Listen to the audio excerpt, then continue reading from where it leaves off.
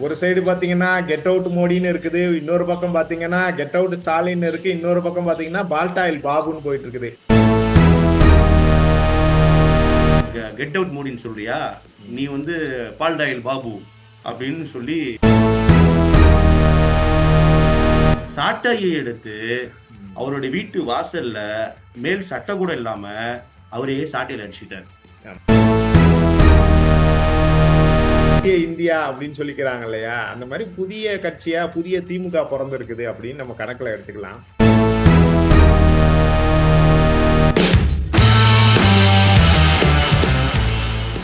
தமிழ் சொந்தங்களுக்கு வணக்கம். ஒரு சைடு பாத்தீங்கன்னா கெட் அவுட் மோடின்னு இருக்குது, இன்னொரு பக்கம் பாத்தீங்கன்னா கெட் அவுட் ஸ்டாலின் இருக்கு, இன்னொரு பக்கம் பாத்தீங்கன்னா பால்டாயில் பாபுன்னு போயிட்டு இருக்குது. என்னதான் நடக்குது தாஸ்? வணக்கம். என்னதான் நடக்குது? வணக்கம் பத்மநாபன். அதாவது தமிழகத்தோட அரசியல் களம் வெவ்வேறு வடிவங்களில் நகர்வதை நம்ம தொடர்ந்து பார்க்கிறோம்.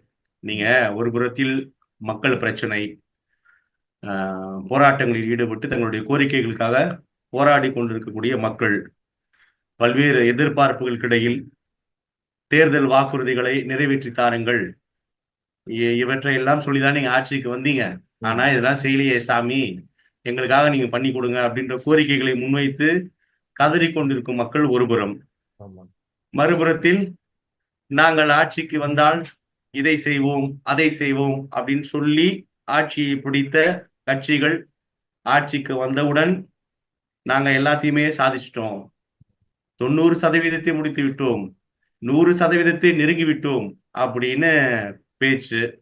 பாலாறும் தேனாரும் நாட்டில் பாய்ந்தோடுகிறது, மகிழ்ச்சி வெள்ளத்தில் மக்கள் அப்படின்னு அரசியல் கட்சி தலைவர்கள். அடுத்து இவர்கள் எல்லாம் சரியாகவில்லை, நாங்கள் ஆட்சிக்கு வந்தால் 2026 நாட்டில் பாலாறும் தேனாரும் இன்னும் வேகமாக கரைபுரண்டு ஓடும் அப்படின்னு வரக்கூடிய தலைவர்கள் மற்றொரு புறம். இப்படி அரசியல் களம் போயிட்டே இருக்கு பத்மநாபன். இதுல இப்போ என்ன விஷயம் அப்படின்னு நீங்க குறிப்பிட்டீங்க, கெட் அவுட் மோடி, பால்டாயில் பாபு அப்படின்னு சொன்னீங்க. பாரத பிரதமர் நரேந்திர மோடிக்கு எதிராக ஒரு பிரபல இதழ் வெளியிட்ட ஒரு கார்ட்டூன் புகைப்படம் சித்திரம், அது தொடர்பாக தான் இந்த விமர்சனங்கள் எழுந்திருக்கு. அது தொடர்ச்சியா நிறைய ஆதரவு எதிர்ப்பு கருத்துக்கள் தொடர்ந்து வந்ததை நம்ம பார்த்தோம். இப்போ பாஜக மாநில தலைமை அண்ணாமலை அவர்கள் கரூர் பொதுக்கூட்டத்துல பேசும்போது என்ன பேசுறாருன்னா, காலையில 11 மணிக்கு எழுந்து உனக்கே இவ்வளவு திமிர் இருந்துச்சுன்னா அதிகாலையில் எழுந்து இந்த நாட்டிற்காக ஓடாக தையும் பிரதமருக்கு எவ்வளவு திமிர் இருக்கும் அப்படின்னு சொன்னதோடு இல்லாம, நீ எவ்வளவு திமிர் இருந்தா நீ கோ பேக் மோடி அப்படின்ற ஒரு ஹேஷ்டேக் எப்பவுமே பெரும்பாலும் தமிழகத்தில் ட்ரெண்டிங்ல இருக்கக்கூடிய ஒரு ஹேஷ்டேக் உங்களுக்கு தெரியும். அதை நம்மளுடைய தமிழக துணை முதலமைச்சர் உதயநிதி ஸ்டாலின் அவர்கள் இந்த கோ பேக் மோடி என்பதை கெட் அவுட் மோடி அப்படின்னு நான் சொல்லுவேன் அப்படின்னு சொல்லியிருக்காரு. அதுக்குதான் கொதித்து எழுந்திருக்கிறார் பாஜகவின் மாநில தலைமை திரு அண்ணாமலை. அப்போ என்ன சொல்றாருன்னா, உனக்கு துணிவு இருந்தா நீ சொல்லு அப்படின்னு கூட இல்ல, நான் கூட கொஞ்சம் மரியாதையா குறிப்பிடுறேன். பேசுறாரு. சொல்லுடா, எங்க தாத்தா எக்ஸ் சிஎம், எங்க அப்பா சிட்டிங் சிஎம், நான் டெபுட்டி சிஎம் அப்படின்ட்டு திமிர்ல பேசுறியா, சொல்லுடா அப்படின்னு ஒருமையில் பேசுகிறார் அண்ணாமலை. இதுதான் விவகாரம். நீங்க திராவிட முன்னேற்ற கழகம், அதாவது நம்மளுடைய விருப்பு வெறுப்புகளை கடந்து மாநிலத்தின் துணை முதலமைச்சர், உங்களுக்கும் அவர்தான் துணை முதலமைச்சர், எனக்கும் அவர்தான் துணை முதலமைச்சர், அண்ணாமலைக்கும் அவர்தான் துணை முதலமைச்சர். அப்போ ஒரு அரசியல் கட்சிகள் மீதான விமர்சனம் என்பது வேறு, தனிநபர்கள் மீதான தாக்குதல் என்பது வேறு. ஆனா முதலமைச்சர், துணை முதலமைச்சர், அமைச்சர்கள் உள்ளிட்ட நபர்கள் மீதான தாக்குதல் என்பது வேறு. அப்போ அண்ணாமலையோட அந்த சமீப கால பேச்சு இருக்கு இல்லையா, இது நீங்க பாத்தீங்கன்னா அந்த மேடைகளில் அண்ணாமலை பேசுவது அந்த ஒரு ட்ரெண்டிங்கா மாறுது. அவரே சொல்றாரு, இப்ப இந்த கரூர் மேடை பேச்சுல கூட, தாய்மார்களே நீங்க என்னுடைய பேச்சை கேட்டுக்கொண்டிருந்தால் நீங்க பொறுத்து கொள்ளுங்கள், நானும் திமுக பாணியிலேயே பதில் சொல்ல போறேன், திமுக பாணியிலேயே நான் என்னுடைய உரையை நான் பேச போறேன் அப்படின்னு சொல்றாரு. அப்படி சொல்லிதான் இப்படியான விஷயங்கள். கெட் அவுட் மோடின்னு சொல்றியா, நீ வந்து பால்டாயில் பாபு அப்படின்னு சொல்லி கேலி கிண்டலோடு ஆக்ரோஷமாக பேசுகிறார்.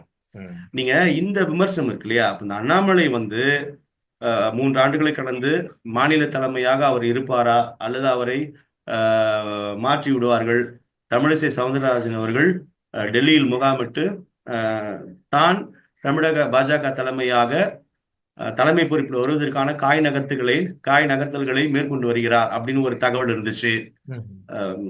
அதுக்கு முன்னதாக முருகன், மத்திய அமைச்சர் முருகன் வந்து மீண்டும் மாநில தலைவராக வரப்போகிறார் அப்படின்னு இருந்துச்சு. அண்ணாமலை வந்து தான் தோண்டித்தனமாக பேசுகிறார், இவரே மீண்டும் தலைமை பொறுப்பில் இருந்தா 2026 இந்த கூட்டணி கணக்கு வழக்குகள் எல்லாம் சேதாரமாகிவிடும், அப்ப மீண்டும் பாஜகவிற்கு ஒரு இடங்கள் கூட கிடைக்காது அப்படின்னு அந்த கட்சியில் இருக்கக்கூடிய நபர்களை கடுமையான அதிருப்திகளை வெளிப்படுத்தி வருவதை நம்ம பார்க்கிறோம். அப்ப இப்படி அண்ணாமலை மீது இருக்கக்கூடிய இந்த விமர்சனங்கள் தான் இருக்கு பாத்தீங்களா.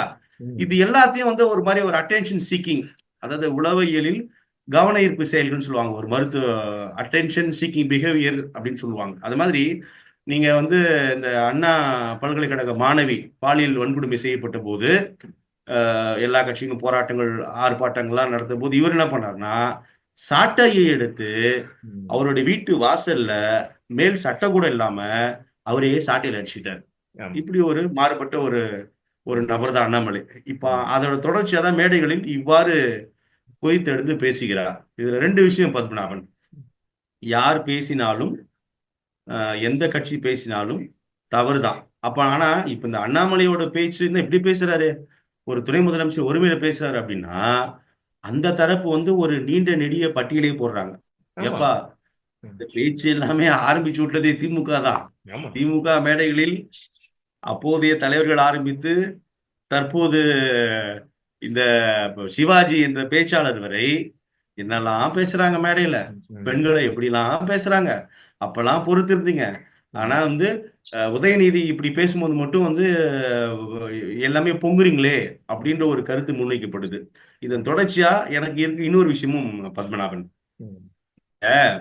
திராவிட முன்னேற்ற கழகம் எதிர்கட்சியாக இருக்கும் போது கோபேக் மோடி, ஆளும் கட்சியாக வந்த பிறகு சைலண்ட் மோட். எதிர்கட்சியாக இருந்த போது கருப்பு கொடை, கருப்பு பலூனு. இப்ப ஆளும் கட்சி வந்த பிறகு வெள்ளை கொடை. பிரதமரை வரவேற்கும் போது விமான நிலையத்தில் அந்த கொடை கூட கருப்பா இருக்க கூடாதுன்றதுல ரொம்ப கவனமா இருப்பாங்க. அப்போ இந்த அளவிற்கு அண்ணாமலைக்கு இந்த துணிவும் இந்த தைரியமும் தந்தது அவருடைய கட்சி அல்ல, திராவிட முன்னேற்ற கழகம்தான். நீங்க இப்போ கூட இந்த பேச்சை வந்து கடுமையா வந்து கண்டிப்பாங்க, குறைந்தபட்சமான ஒரு எதிர்ப்புகள் வந்து உருவாக்கப்படும். ஏன்னா உதயநிதியே வந்து இப்படி பேசிட்டாரே அப்படின்லாம் கூட நண்பர்கள் வட்டாரத்துல பேசினாங்க. அப்பெல்லாம் என்ன சொல்றாங்கன்னா, இது நாங்க மட்டும் பழைய திமுகவா இருந்திருந்தா, நாங்க மட்டும் பழைய கட்சியா இருந்திருந்தா அப்படின்னே சொல்றாங்க. எனக்கு புரியல, இப்ப என்ன ஆயிட்டீங்க நீங்க அப்படின்ற ஒரு விளக்கம் கூட கொடுக்குறாங்க பத்மநாபன். இவ்வளவு விஷயங்கள் வந்து இது மீது நகருகிறது. நம்ம வந்து பத்திரிகையாளராக நம்ம இடம் வரக்கூடிய தகவல்கள், செய்திகள் பத்மநாபன். இல்ல, பழைய திமுகவா இருந்தா, பழைய கட்சியா இருந்திருந்தா, இந்த புதிய இந்தியா மாதிரி புதிய கட்சி பிறந்திருக்கோம் என்னமோ இல்லையா. புதிய இந்தியா அப்படின்னு சொல்லிக்கிறாங்க இல்லையா, அந்த மாதிரி புதிய கட்சியா புதிய திமுக பிறந்திருக்குது அப்படின்னு நம்ம கணக்குல எடுத்துக்கலாம்.